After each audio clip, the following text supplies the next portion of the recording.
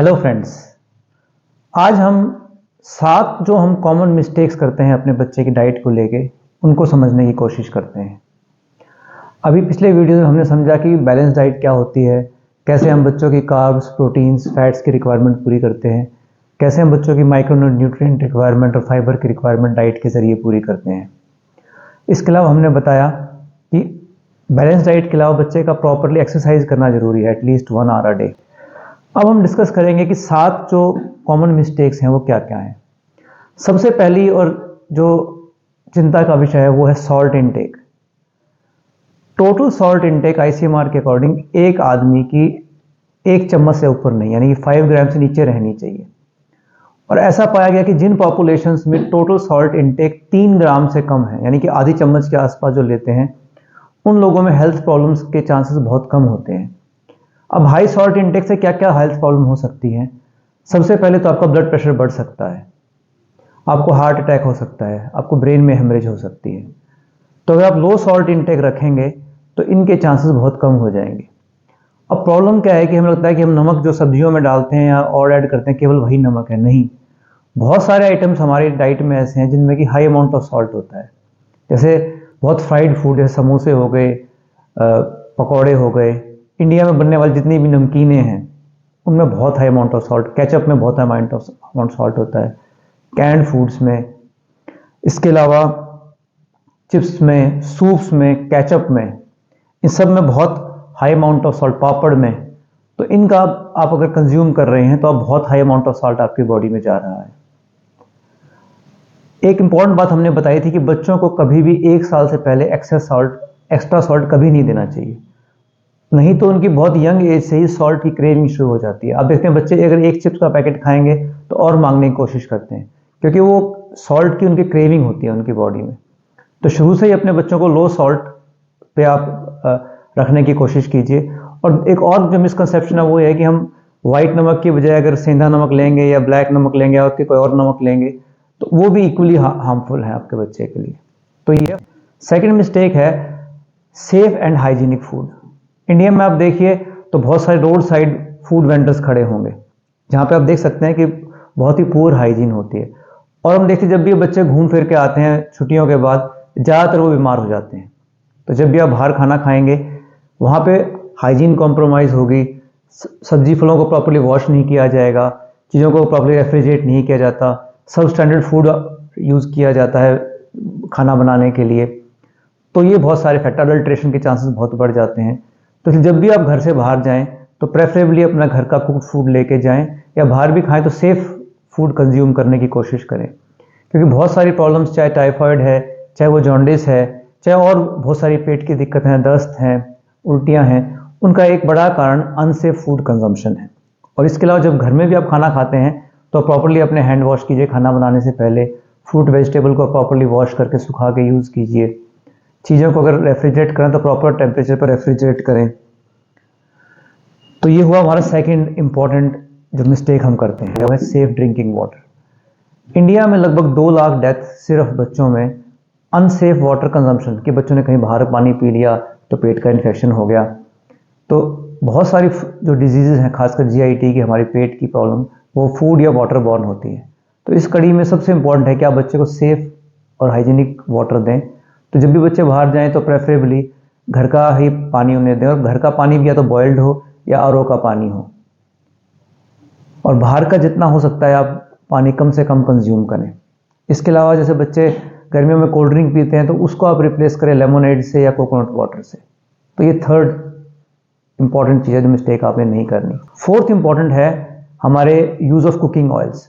Cooking oil कई तरह के होते हैं। रिफाइंड ऑयल है, उसमें बहुत सारी प्रोसेसिंग की जाती है, और उसमें जो क्रूड ऑयल से हम रिफाइंड ऑयल बनाते हैं तो बहुत सारा हीट और केमिकल से एक्सपोजर के कारण उसका न्यूट्रिएंट लॉस बहुत हाई हो जाता है। तो वो इतना सेफ और अच्छा नहीं है बच्चों के कंजम्पशन के लिए। इसके अलावा जो कोल्ड प्रेस कच्ची घानी के तेल हैं वो अगर से प्योर हैं तो वो ठीक है हमारे कंजम्पशन के लिए। फिर कुछ वर्जिन और एक्स्ट्रा वर्जिन ऑयल्स होते हैं, ये हम सैलड्स पे ड्रेसिंग की फॉर्म में यूज़ कर सकते हैं। एक जो इंपॉर्टेंट बात ध्यान रखनी है वो ये है कि डीप फ्राइंग आप जहाँ तक हो सकता है ऑयल को अवॉइड कीजिए। नहीं तो क्या होता है, डीप फ्राइंग में जो अनसैचुरेटेड फैटी एसिड्स होते हैं उनके ऑक्सीडाइज प्रोडक्ट बन जाते हैं और वो कैंसर कॉजिंग पाए गए हैं। तो अगर आपने घर में कोई चीज़ डीप फ्राइंग की भी है तो उसके बाद उस तेल को डिस्कार्ड कर दीजिए। तेल को बार बार यूज़ करने से उसमें ऑक्सीडाइज्ड प्रोडक्ट बनते हैं और उसी कारण से आपके बीमारियां, कैंसर होने के चांसेस बहुत बढ़ जाते हैं। और आप देखते हैं बाजार में तो एक ही तेल को कितनी बार यूज़ किया जाता है। तो वो आप ध्यान रखिए कि ये मिस्टेक भी आप ना करें, सेफ कुकिंग ऑयल्स का यूज़ करें। फिर आते हैं हमारे pre cooking and cooking methods. तो दो प्री कुकिंग मेथड ऐसे हैं जिनसे क्या फूड की क्वालिटी को बढ़ा सकते हैं। जैसे एक तो है फर्मेंटेशन, जैसे हम डोसा बनाते हैं तो डो को फर्मेंट करते हैं, तो उससे वो इजी टू डाइजेस्ट बन जाता है। सेकंड जो प्रोसेस है वो है जर्मिनेशन, चीज़ों को हम स्प्राउट करते हैं जब। इसके अलावा कुकिंग मेथड्स में देखा गया है कि हमारे जो माइक्रोवेव्स है और एयर फ्रायर्स हैं वो आईसीएमआर ने कहा है सेफ हैं। काफ़ी लोगों के दिमाग में होता है कि माइक्रोवेव्स अनसेफ है हमारे लिए। ऐसा नहीं है, स्टडीज़ में पाया गया है कि आप माइक्रोवेव फूड या एयर फ्रायर्ड फूड यूज़ करेंगे तो सेफ फॉर कंजम्पशन है। फिर ये देखा गया है कि steaming is a nice process. जैसे वेजिटेबल को स्टीम करके खाते हैं तो उनके न्यूट्रिएंट प्रिजर्व रहते हैं। ऑन द अदर हैंड अगर हम चीज़ों को ब्लेंच करते हैं या डीप फ्राइंग करते हैं तो उसमें न्यूट्रिएंट लॉस के चांसेस बढ़ जाते हैं। फिर जो इंपॉर्टेंट चीज़ हमें ध्यान रखनी है वो है कि जो चीज़ें high in fat, salt and sugar हैं वो हमें बिल्कुल कंज्यूम नहीं करनी। जितने बर्गर हैं, चिप्स हैं, पेस्ट्रीज़ हैं, फास्ट फूड हैं, टॉफ़ीज़ हैं, जितने भी हमारे डोनट्स हैं और जितनी नमकीन है, ये सब चीज़ें हाईली प्रोसेस्ड हैं। इनमें हाई अमाउंट ऑफ शुगर या सॉल्ट होता है और high amount of trans fat होता है। तो ये आपकी बच्चों के और आपकी हेल्थ के लिए बहुत डेंजरस है। और लास्टली जो इम्पॉर्टेंट मिस्टेक जो लोग करते हैं वो जब भी कोई कहीं जाके खाना कुछ भी खरीदते हैं मॉल में या कहीं पे भी, तो उसमें फूड लेबल्स लगे होते हैं। हम क्या करते हैं, हम फूड लेबल में देखते हैं कि फूड लेबल में उसकी प्राइस क्या है या उसकी एक्सपायरी क्या है, या मैक्सिमम ये देखते हैं कि इसमें कैलोरीज कितनी है। तो फूड लेबल्स में कुछ चीज़ ध्यान रखनी होती है आपको। एक तो देखिए कि ये फूड लेबल पे मेंशन क्या कर रखा है, पर 100 ग्राम है या पर सर्विंग है या पर कप है या पर स्कूप है। तो उसमें कई बार आप कंफ्यूज हो सकते हैं, तो उसको आप समझने की कोशिश कीजिए कि जो लिख रखी है अमाउंट है कितने अमाउंट में है। दूसरा, ना केवल आप कैलोरीज देखें, आप देखें उसमें सोडियम कितना है, उसमें सॉल्ट कितना है, उसमें शुगर कितनी है। कई बार क्या करते हैं कि शुगर को हटा के आर्टिफिशियल स्वीटनर्स यूज़ कर देते हैं, तो वो भी इक्वली अनसेफ है। फिर उसमें इमल्सिफायर्स तो नहीं है, प्रिजर्वेटिव्स तो नहीं है, इन चीज़ों को ट्रांस फैट बहुत डेंजरस है। तो जब भी आप फूड लेबल्स देखें तो ज़रूर ये चेक करने की कोशिश करें कि उसकी न्यूट्रिएंट कंस्टिट्यूएंट्स क्या क्या हैं और उसके बाद ही अपना फूड कंज्यूम करें। आप देखेंगे कई बार रियल जूस होगा और देखेंगे तो एक्चुअल जो उसमें जूसेस होंगे वो लेस देन 5%, 10% होंगे, या कोई चीज़ होगी होल ग्रेन मेंशन कर रखा होगा और उस पर एक्चुअली ग्रेन्स बहुत थोड़े होंगे, या आपको ऑर्गेनिक मेंशन कर रखा होगा पर ऑर्गेनिक नहीं होता। तो ये सब चीज़ें आप बिकम अवेयर और ये मिस्टेक ना करें कि आप गलत चीज़ें ना खरीदें।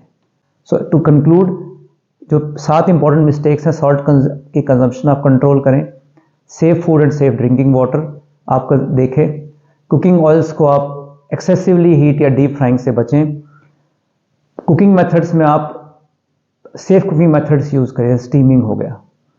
इसके अलावा ये कहते हैं कि कुकिंग मेथड्स में एक चीज़ और थी कि कुकिंग मेथड्स में काफ़ी लोग कहते हैं कि जो टेफ्लॉन कोटेड हमारे घर में यूज़ करते हैं हम, उनको हाई हीट करने से वो भी डेंजरस कार्सिनोजेनिक कंपाउंड बनाते हैं। तो हमारे जो इंडिया में यूज़ किया करते हैं, हम अर्दनवेयर्स थे, मिट्टी के बर्तन थे, वो से, पर वो आजकल हमको यूज़ नहीं करता। तो आप स्टील के बर्तन या कास्ट आयरन या ग्रेफाइट के बर्तन भी यूज़ कर सकते हैं कुकिंग के लिए। फिर जो भी चीज़ें हाई सॉल्ट एंड शुगर में उनको अवॉइड करें and try to learn how to read food labels. Thank you so much.